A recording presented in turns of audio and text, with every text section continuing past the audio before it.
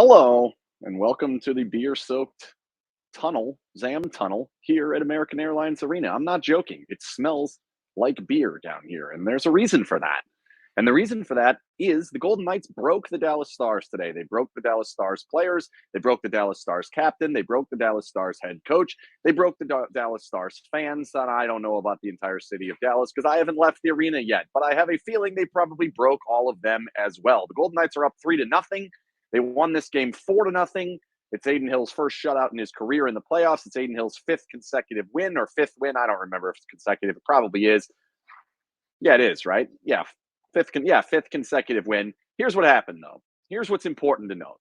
Here's what amazes me about all of it is that this is not what I thought we were headed for. If this had happened in the last series, it wouldn't have shocked me. The last series, the Golden Knights came out, and there was a clear plan for Edmonton to try to hurt Mark Stone. And then the Golden Knights started having a little bit of a clear plan to try to hurt guys back and all of this. And that series got all nasty. And we've seen nasty series between all of, teams, that team, Edmonton. We've seen it with San Jose. We've seen it in the past. It got a little nasty with Colorado. I didn't expect to see something like this. I really didn't. I did not expect Dallas to basically just lose their heads, as I put on the banner down there at the bottom next to the Kondler and Associates CPAs message here. I didn't expect to see it. And the question now becomes why?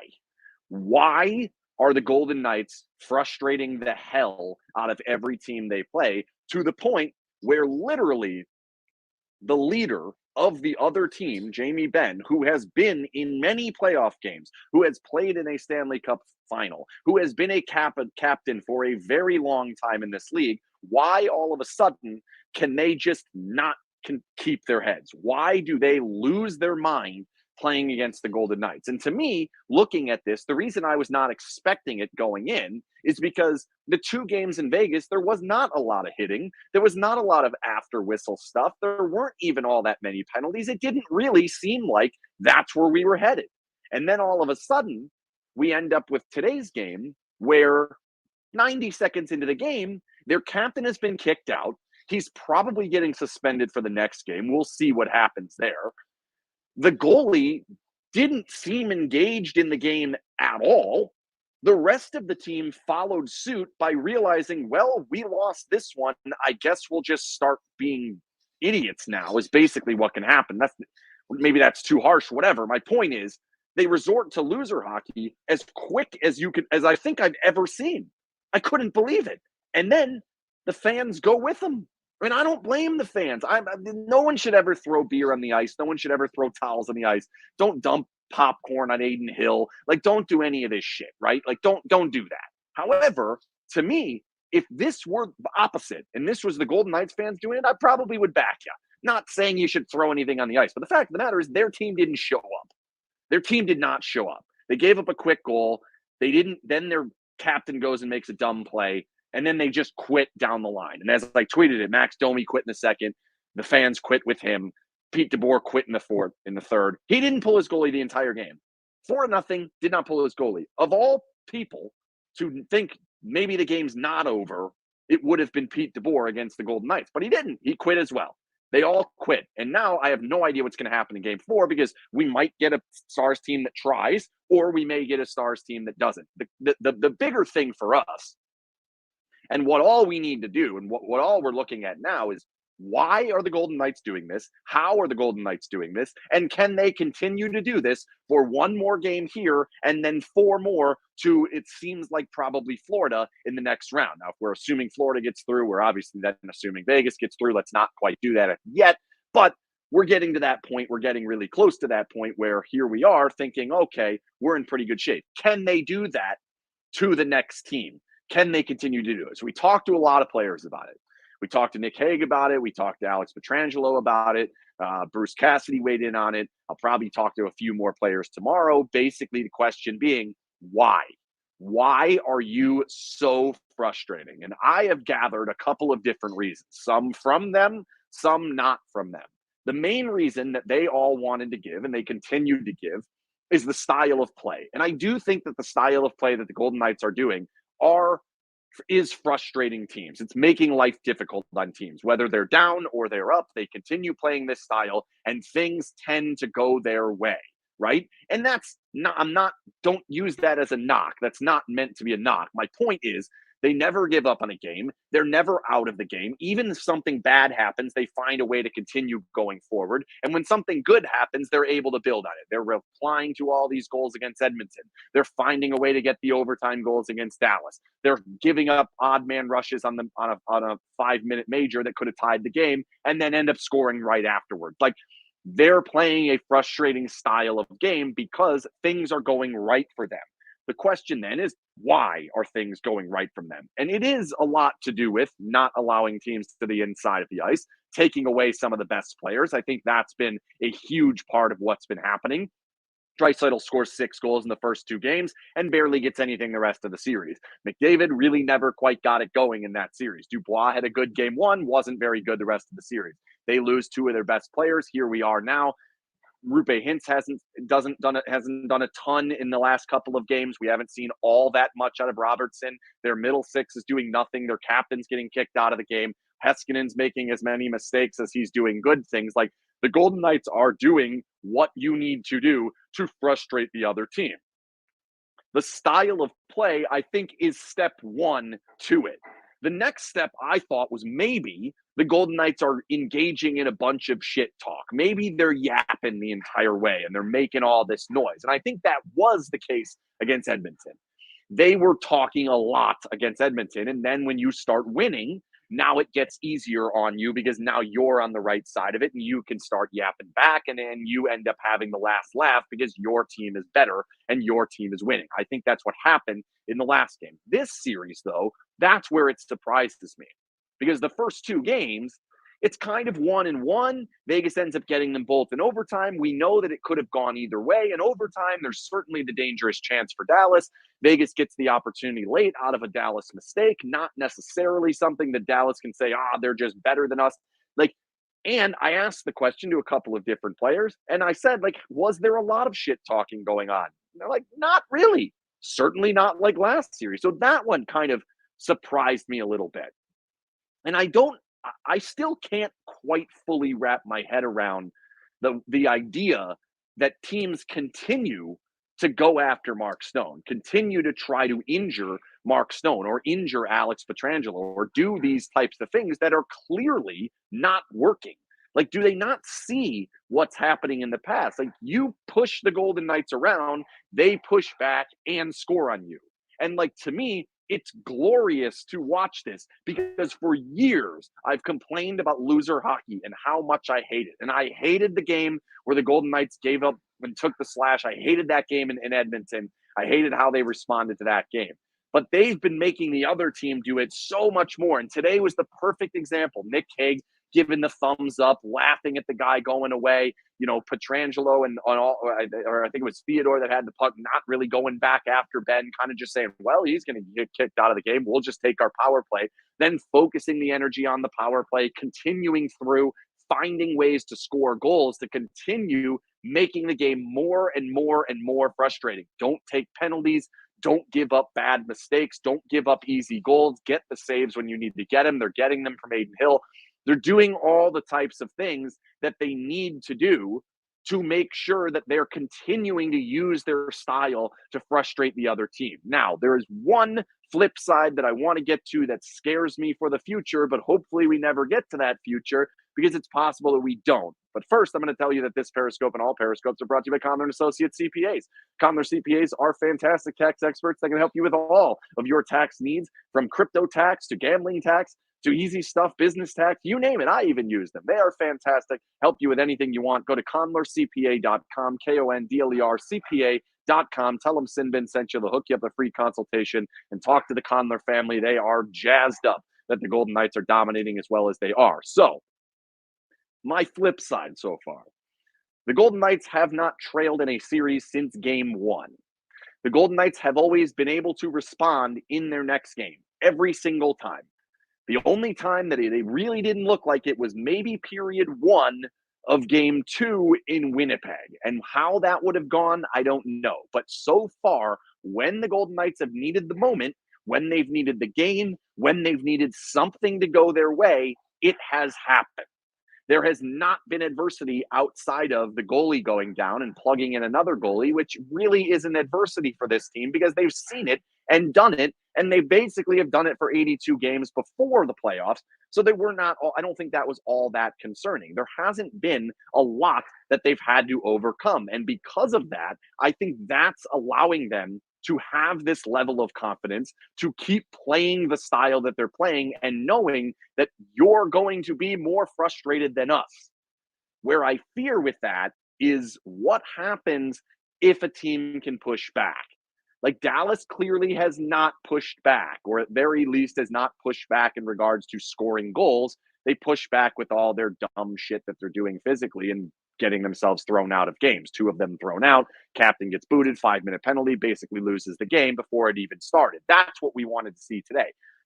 When the Golden Knights hopefully get to the next round and play the next opponent, when we start over, are we going to be able to make sure that it continues to go this way? That's where I want to see.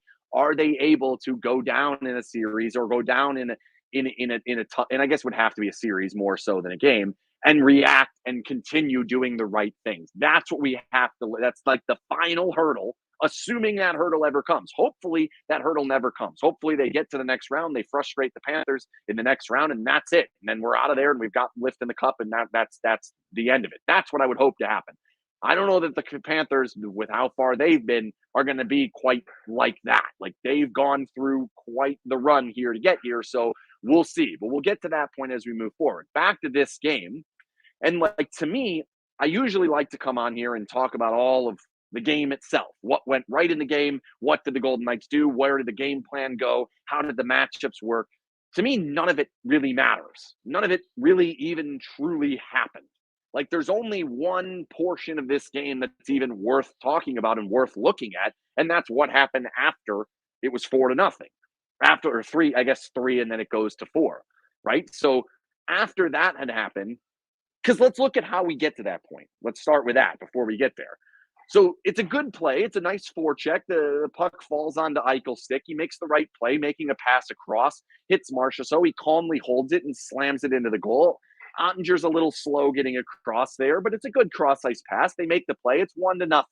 Now, we know in this playoffs, first goal's not going to make that much of a difference. It's nice to have it. Certainly good to have it in a series where we expect fewer goals. Definitely good to have it in a series where they're in a game where they don't give up a goal. But that's not the game-winning play. 2 minutes, a minute into the game, whatever it was. That's not the game-winning play. That's a good play. That's a good goal that the Golden Knights have scored. It's probably the nicest goal they've scored in this series. Actually, it's definitely the nicest goal they've scored in this series. One of the nicer goals they've scored in the entire postseason. From there, Dallas basically gave the game away. And that's what's interesting to me about how it's built to this. And can the Golden Knights build it to this one more time, assuming there's not some crazy response from Dallas? And I do not expect that because they didn't have anything close to it today. So why would we expect it in the next game? I think the Golden Knights are going to win the next game, and that's going to be it. And that'll be great. And we'll have some time. And I've heard maybe they are going to push the final up a little bit earlier. So we'll see. But you look at the 5-minute major, the Golden Knights do nothing to cause that. I guess it's built up frustration over the course of the series. You could maybe point to that, but I don't even know where to find that. Like, I'm not even sure what happened to even find that. That's the part that's still baffling to me, is all of a sudden Jamie Benn just decides to goon it up and get himself thrown out of the game. And now this is where I guess this is like the part that's tricky to me, is the next sequence, the setup to the next goal, is where the Golden Knights break down on the power play. Their power play is not doing much at all. They like barely had a shot up to that, and it's like 3.5 minutes into the 5-minute. It's not going very well at all. They're not doing anything. A 2-on-1 springs the other way. They get the stop, and because they got the stop, that now leads to the easiest entry of the 5-minute major and a shot off the wing that, yeah, it's a good shot. That's a good shot from Barbashev, but if that's going in our goal, we're talking about that thing being saved. Like, we want that thing saved. It's not. And that's where the frustration I think starts to mount is like, okay, we were doing it. We had it. We had a 2-on-1. Maybe we tie this game up and flip this thing back around, and it doesn't happen. And from there, the backhand from Carrier, like that one's got to be saved as well. Those are two bad goals. I thought DeBoer made the right decision getting his goalie out of there. And then basically the Golden Knights don't do a ton. And that's where, like, okay, so now we look into that portion of it. And this is something I've been fairly comfortable with all season. I don't think this has ever changed. Is if the Golden Knights get a nice lead, they're going to be pretty good at getting out of there. Like, yeah, we got the Winnipeg one. And even that one, I'm with Cassidy that I don't even think that one was that bad. They make a couple of fortunate plays. Things hop the right way. Today, most of the time, 99% of the time, it's not going to happen if you play the right style of play. And that's what the Golden Knights did today. Just completely shut it down, locked up the middle of the ice and said, rip them from the outside and we'll tie up sticks in front. That's all we really need to do. And that's what they did. That's exactly what they did the entirety of the way. And it worked out great. So that's why it's so hard to kind of determine where are we going to go? What does it mean? And then how is this team going to respond? Because, like, we're getting to the point now.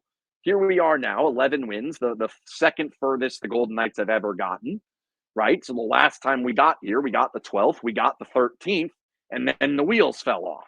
So we're going to start looking at that and wondering, okay, because this run now actually kind of resembles that one in a big way when you really look at it. So when you really go back to that, the first run, the Golden Knights ripped through LA, and they basically ripped through Winnipeg. It was just one team was better. And that series may have been a little closer. The goals are closer, whatever.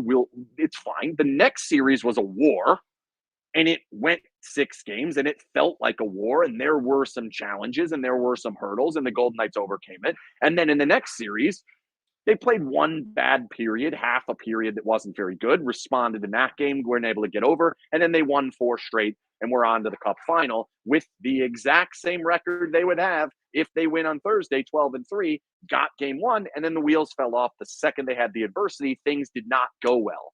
That's where I think they've got to keep that in mind. Is like, we're winning because we're frustrating the other team. We're winning because we're the ones that are forcing them to lose their cool rather than the opposite. Now, Vegas has lost their cool basically every time they've lost. Game 1, not as much against Winnipeg, but the 2 games against Edmonton turned into penalty fests down the stretch. So they have lost their cool a little bit more. And we will see when we get to a team like Florida that is not Dallas. They're not the same style. They have the Evander Kane-esque player, but he's actually really good, unlike Evander Kane anymore, in Tkachuk. They have the lockdown center that can potentially slow down like a Jack Eichel or whoever if he ends up against Carlson or whatever. There are things. Their goalie is doing things that none of the goalies have done. So as positive as I want to be, and we are very positive, I'm very confident the Golden Knights are going to the Stanley Cup final. I'm very confident about that at this moment.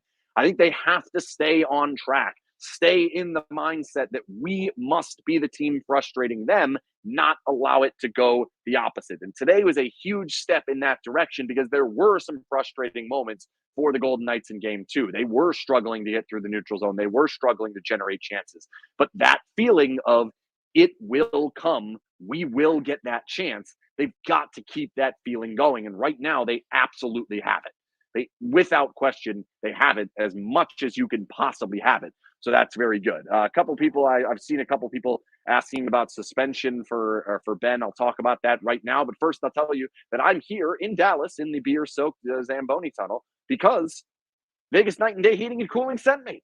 They sent me to all the playoff road games, and they will continue sending me to playoff road games, hopefully to another location, maybe down in Florida, next week, as soon as next week. That's what we're looking for, hopefully. So please take advantage of Vegas Night and Day Heating and Cooling's excellent services and excellent specials that they're offering SinBin fans. Go to vkdac.com. Tell them you want the pre-summer maintenance special. They'll come out to your house. They'll check your air conditioning unit for $50 and make sure that if anything is wrong, they can go ahead and fix that before you need $10,000 worth of repairs because it breaks. It's much easier to fix it before it breaks. I just got a story where I was told that somebody had an air conditioning company come out. They were told they needed $14,000 worth of damage. Then they had Vegas Night and Day Heating and Cooling come out and they fixed it for $50 for them. If that doesn't sell you, I don't know what will. That literally just happened. I got it texted to me. It's awesome. So the Ben suspension. So the trick here and the confusion here and will it happen or not comes down to basically, was this a suspension enough?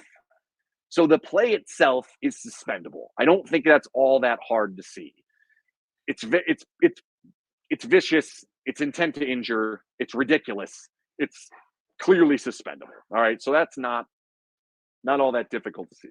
So will he get suspended? Now you have to think about the fact that he got a 5-minute major. He got 58 minutes off of this game. So he's effectively suspended for this game, if you want to look at it that way. Then the argument comes in, all right, he's repeat offender. It has happened. So that may come in. I think he ends up with at least one more. When during the game, I thought maybe not. The more I've kind of looked at it, the more I've kind of understood what happened and the response, and then hearing Pete say, we'll deal with the supplemental discipline if it comes, like all of that leads me to believe, yeah, he's probably getting a game at least, maybe even more.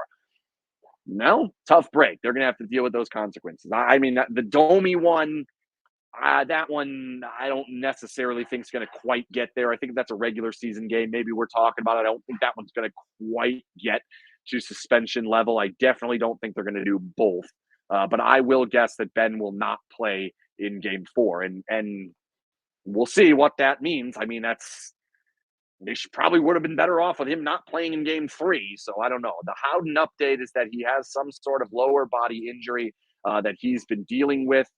He re-aggravated it during this game in the third period. He played one shift in the third period, and they decided to hold him out. I think it was pretty easy to make that decision when it's 4-0, and Dallas clearly is not trying to win. I still don't understand why they never pulled their goalie the entire game. That's unbelievable to me. Like, God, I'm happy that I don't cover the Dallas Stars right now, because this would have been a fiery, angry podcast, because they were horrendous in every aspect, in every decision, in everything. They were so bad. The Golden Knights deserve tons of credit for making that happen. I'm not at all trying to take that away. I just cannot believe they didn't pull the goalie. So Howden goes out. They decided they're just going to let him not play the rest of the game, because we're in pretty good shape anyway. So why does he need to play? So that's what that is. I don't expect that to be anything too bad. I do think he is banged up. I don't necessarily think that matters all that much. Yeah, people talking about Barkov. The news on Barkov was that there was, quote, shouldn't be anything too sinister. So with the fact that we potentially are looking at a final not that far away, maybe it does get moved up a little bit, maybe a day or two from the third than they wanted. We'll see. I would imagine that they're going to go on the off days of the NBA finals, especially if Florida's in both of them. So we'll see. Have I ever seen such bad behavior from fans in a playoff game? Yeah. I mean, again, like, obviously no one wants to we should never be throwing shit on the ice. Obviously we can't do anything of that sort. That cannot happen. We can't have that. That's clear. Like, I'm not saying that. However, when you pay the amount of money you paid to come to this game and you see your team come out and just not play hockey and lose the game and basically lose the series right in front of your face, you're obviously going to be angry, going to be frustrated. I'm not horribly surprised by any of it. Again, like, they have the right to be angry. Like, that's what I do, is try to tell you when you can be angry, when you should be happy, all of this. Like, I don't see any way to say other than, like, they were deserving to be frustrated. Their team did the last thing a fan wants to see their team do, and they took it out and showed their frustrations. Like, yeah, maybe don't do that, but I'm not going to judge all of Dallas fans based on this particular moment. Like, I get it. It's wrong. You shouldn't do it, but I get it. How much credit does Cassidy deserve for the way the team is playing? A ton, an absolute ton. Like, they are clearly putting themselves in a position where their style is making life more difficult on the other team, and it's frustrating them, and it's doing exactly what you wanted to do. And Cassidy's had good game plans across the board. They've stuck to the game plan. It's been basically the same game plan. It changed a little bit in this series. I think there's a little bit more in regards to puck support and making sure they don't give up 2-on-1s, and they're not outside of that one. Yes, so I've had some conversations, and it is possible that they do move the start of the Cup final. The Cup final is supposed to start on June 3rd. If these two series are both sweeps, they would almost certainly not want to wait all the way till June 3rd. They also will have an easier time avoiding the NBA finals the earlier that they start. So I would imagine they would potentially move it up to potentially June 2nd or June 1st, or maybe as early as May 31st. Which would be right. That would be next Wednesday. That's potentially the earliest I could see it going. Would be next Wednesday. Would be my guess. That's just all a guess. It is based a little bit on some people who are in the know telling me that it is being discussed that it could move up. Obviously, TV has a huge thing to say about that. Do you think VGK minus 150 is too big of a favorite against Florida? No, I don't. I mean, why would anyone think the Golden Knights are going to lose at this point? Like, I'm not trying to be cocky or anything, but like, yeah, okay. So if the NBA finals begin on June 1st, how is that set? Like, their playoffs aren't even done, but whatever. If they begin on June 1st, then the Golden Knights, or then the NHL would probably aim for May 31st or June 2nd, would be my guess. So that we go up one day. I'm assuming NBA is not playing on June 3rd. I don't know. That's the planned start for the Cup final, but we'll see. Let's see. Back to this. Do I think they're too much of favorites? No. I think you look at the way the Golden Knights are playing, and they're going to continue playing that way, and they're scoring every time they get in front of the goal. They're defending at as high a level as you can at this point in the season, making a Dallas team look like they can't score to save their lives in this particular game. No, I don't think it's too much at all. I do think it's going to be hard, but we'll see. That's it. So thanks again to Kondler and Associates CPAs for sponsoring all of these Periscopes on the road. We will continue to do them. I'll be here for game number 4 on Thursday. Hopefully that's the end of it. Hopefully we're looking at a Campbell Bowl, and we're looking at a trip to the Cup final. Interested. Will they touch it? I don't know. Will I be in here early enough for them to do the ceremony? I remember when I was in Winnipeg, I saw it. I might have to come in a little early. I don't know. I know you guys all love it like the Jinx. Yes, I am still calling 2 shutouts. I might have to come off my Vegas and 5 prediction because I don't really want to pick them to lose next game. I didn't really want to pick them to lose this game, and I thought maybe it was possible. I think Dallas is done. I think they're done. I think they came into this game thinking we're going to push back. We're going to do the right thing and find a way to get out to an early lead. They gave up a goal, and they quit. And their captain decided, this is stupid. I don't want to play anymore. I'm going to do something dumb. And they followed. Their team followed, their fans followed, their coach followed. I think everybody followed. I think it's embarrassing. And to me, like I said, I'd be embarrassed if I was a fan of the Dallas Stars right now. Luckily, we're not. So that's good. Again, thanks to Vegas Night and Day Heating and Cooling for sending me on the road. We'll continue to do that as we keep going. Goalie interference is tomorrow, 9 o'clock my time, 7 o'clock in Vegas. So we'll make sure that we do that. I'll be live from somewhere. I don't know where I'm going to be. Yet. We'll figure it out. Ben did not speak to the media. He got in his car and left. Again, more loser hockey, more loser stuff. Not horribly surprising. That's it. That's all I got for tonight. Good night, and wait for the story that I'm going to read on frustration because I have some quotes on it. I have some interesting stuff on it. I have a feeling everyone's going to be writing it, but I do think that I need to write it as well because I'm going to give my opinion on it and what we're going forward. So that's going to be it. See ya.